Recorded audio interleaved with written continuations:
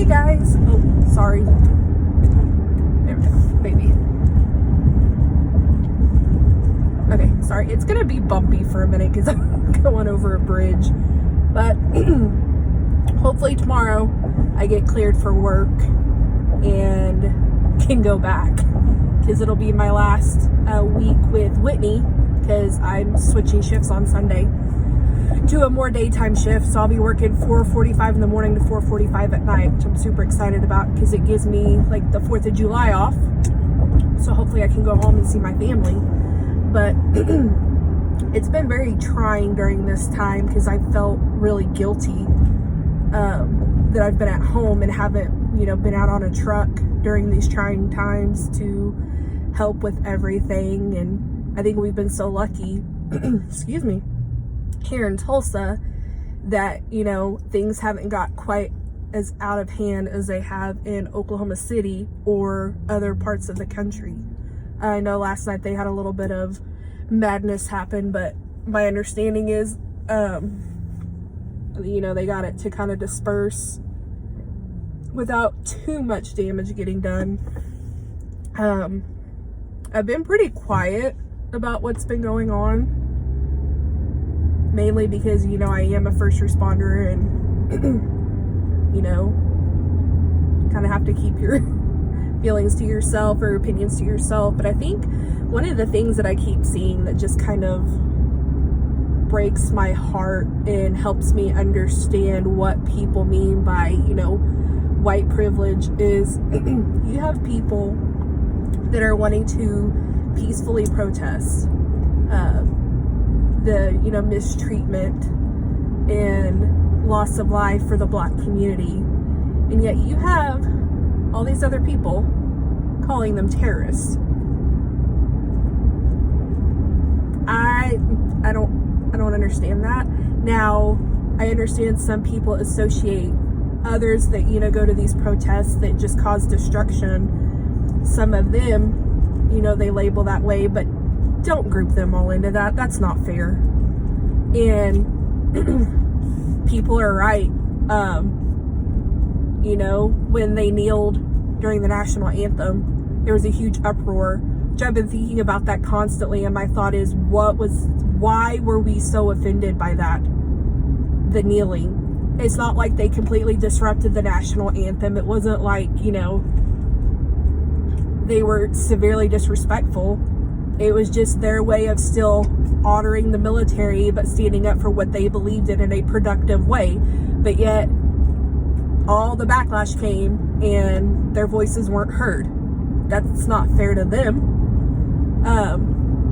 One of my best friends, I claim her like a sister, that I've grown up with, that I have known for 25, 26 years, is a beautiful, beautiful young Black woman. She lives, I think, in Dallas now, and she is doing amazing. And, she is such a strong, beautiful young woman, her and her family. And I think, what we have to realize is our cultures aren't the same. We haven't had to put up with the oppression and the profiling and everything that they have over centuries. I mean, it's mind-boggling. I'm 30 years old, it's 2020, and we're dealing with racism like it was, the 1950s, 1940s. And I think today or yesterday, I know this week, marked the anniversary of the Tulsa Race Massacre.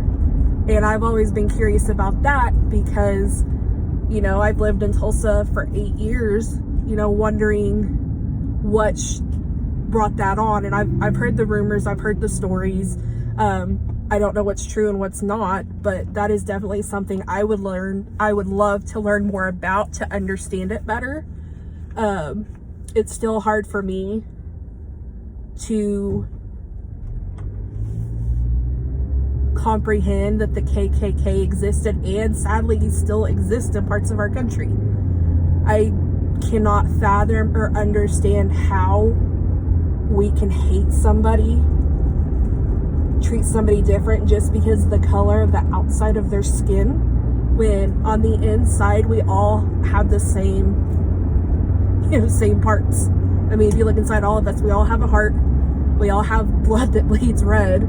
So why are we treating people different? And why are we trying to silence them when all they want to do is be heard? And, you know, a lot of the people are trying to do it in a peaceful, productive way.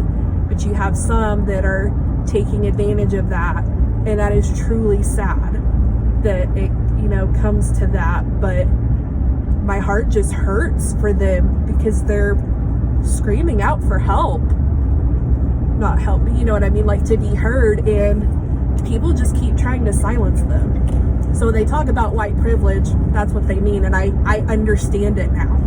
Because if we were to turn around and do that, people would listen to us and nobody would silence us, which isn't fair. Like, why are we in 2020 and we are still having this issue?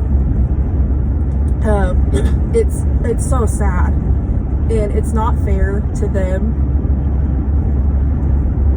It just, reading comments and stuff earlier about the protest, you know, people wanting to peacefully protest and then being called terrorists and all of that, that is way out of line. I know yesterday a lot of that was a very peaceful protest, and then towards the end it kind of got out of hand. I guess out on the highway it kind of got out of hand, but I think you just got to be careful out on the highway. Everybody sees how Tulsa people drive. I would not be out on no highway because I don't want to get run over. Shoot, when I'm working on the truck, I hate working wrecks on the highway because I'm afraid I'm going to get hit. But my point being is we've got to be more caring. We've got to be more understanding. And we've got to, you know, open our hearts and our ears and give our shoulders to lean on, to listen to them because they're hurting. And I think a lot of this comes from too that, you know, when slavery was abolished, and I remember learning about it in school, and it's still just, you know, I still can't believe that was a thing. But I think a lot of this still stems from the hurt that they endured that's never been healed, because nobody is allowing them to, you know, heal. And I don't even know how to put it, not get the answers they deserve, but it's just, I feel like it's something that we just keep putting band-aids on and they keep getting ripped off, and it's not right for them. I've done a lot of research on, you know, some of the things of the stories that I've heard, like Emmett Till. If you look that up, that was a terrible, terrible ordeal. That boy was beaten beyond recognition, and I can't remember the exact story, but I think they were accusing him of stealing something, or I could be wrong, don't quote me on that, but I know if you Google it, it unfortunately pulls up the pictures of him, and it's just very gruesome. And it's just sad that we have people that do that, and we have people that still try to divide the race by color. We are all part of one race, and that's the human race. And I just don't understand why we're judging people based on their skin. We've got to do better. We've got to understand that our cultures are different. We've all come from different walks of life, and we have not been through what they have been put through. You know, maybe in a different world, tables will turn. You know, if this earth ends as, you know, some people predict, then a new world begins. Who knows? Maybe we'll be on the other side of it. And I don't know. I just breaks my heart that these people are trying to, you know, voice their concerns, and they can't even voice their voices because people keep trying to shut them down. It's not right. It's just sad.